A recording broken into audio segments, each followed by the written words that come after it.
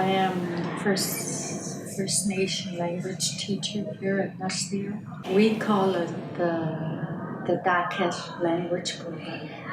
The primary aim of the program is to try attempt and immerse as much of the language to the children. There are several different dialects in the Daket language.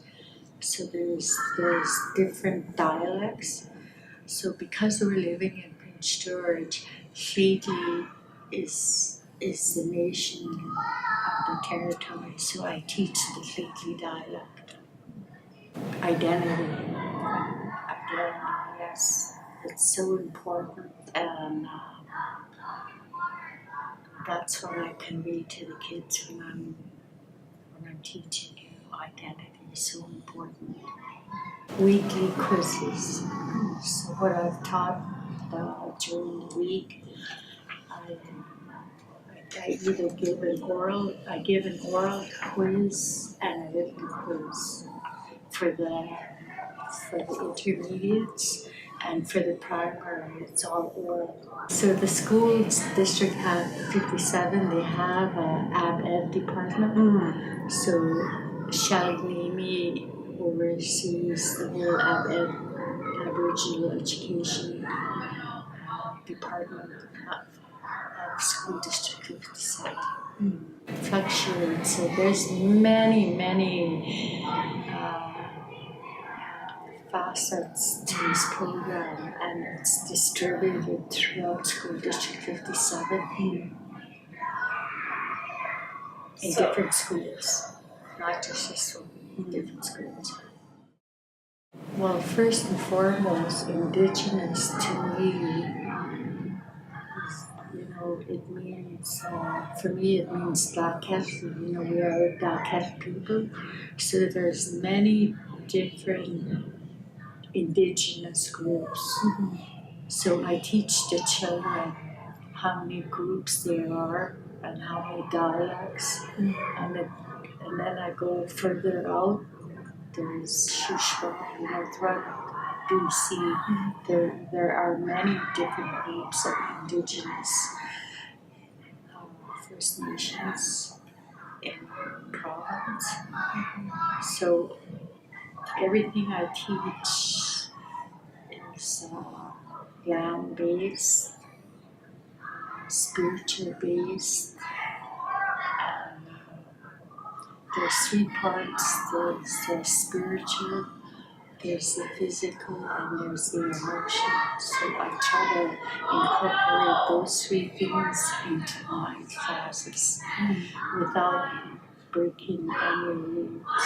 And it's a very fine line when it comes to spiritual part, because spirituality and the language and the land-base, it's all intertwined. So I gotta kind of tippy-toe through that and make sure I don't go over that line. I teach the students that every living being, every living animal, every plant, every tree, they all have spirits.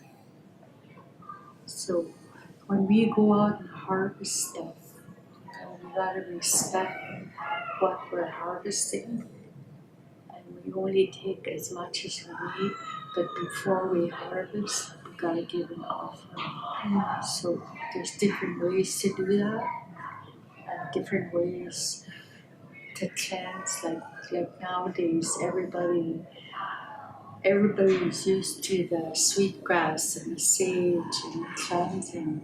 Well, in that case, we don't use that. We use the spruce boughs and water, and we cleanse head to toe. Ordinary cleanse it.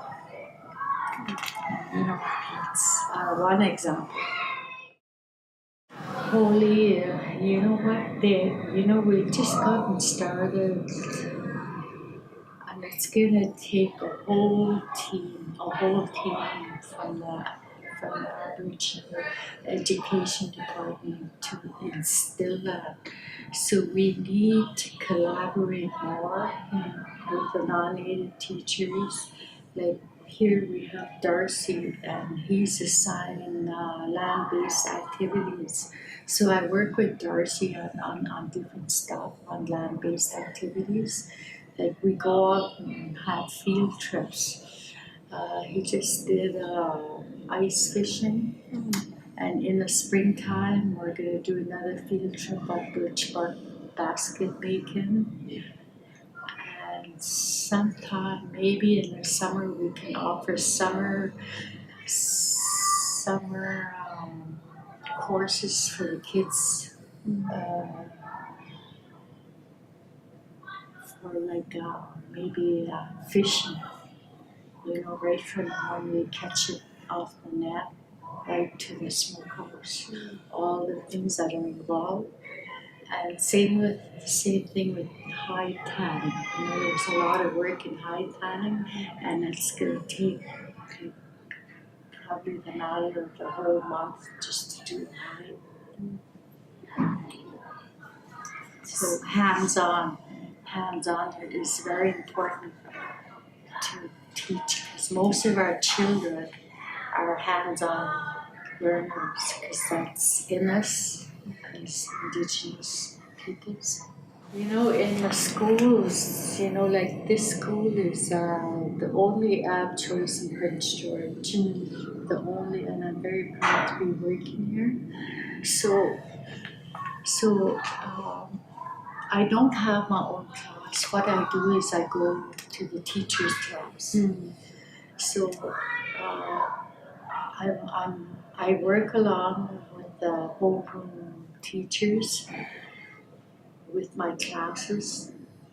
So it takes collaboration. Most of those teachers have taken my work and they've incorporated it in their classroom. And I did a lot of recordings and a lot of flashcards, and I downloaded into my computer. Same thing with the audio recording. It goes with the flashcards, and it's shared with all the teachers here, and it's shared within School District 57. So that's just one way. But as we go down this road, I'm sure there are many, many different ways where we can improve upon that. But first and foremost, the non-native teachers themselves really have to be educated in the backhand ways of learning and teaching and backhand. So, I just stick to the basic, what I call the basic backhand. So that's numbers, colors, weather, greetings.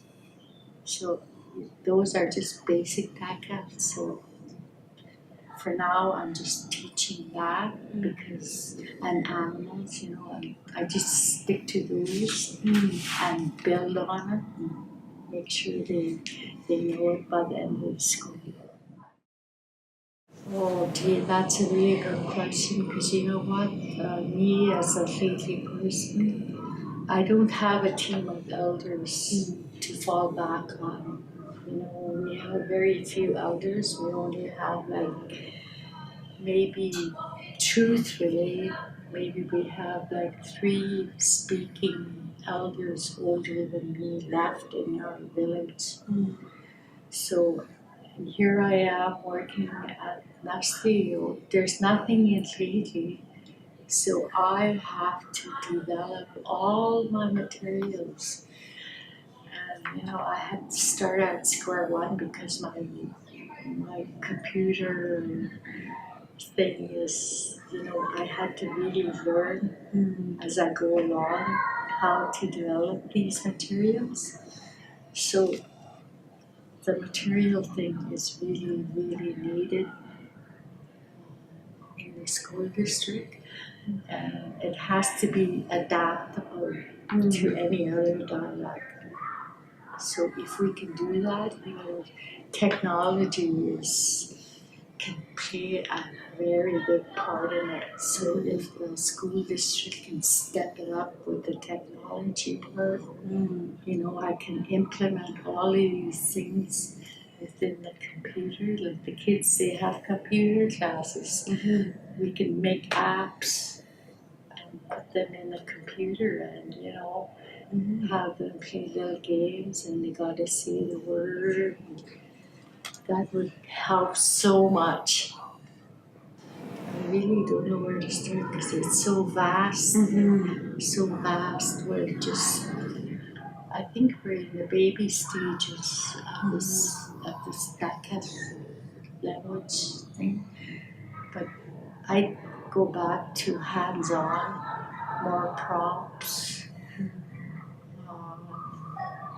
We gotta find a way to instill pride within our children, because most of them, especially the intermediate, some of them are embarrassed to talk DACA, and it's shame, So that shame is instilled from generation to generation to generation. That comes from the residential school syndrome because that's intergenerational.